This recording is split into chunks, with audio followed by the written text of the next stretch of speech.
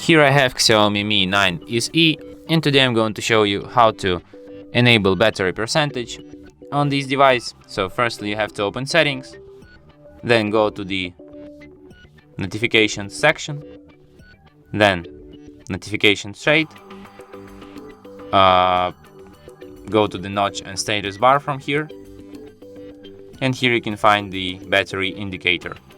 You can set it to don't show battery percentage at all. You can show battery inside the battery icon or next to the battery icon like this.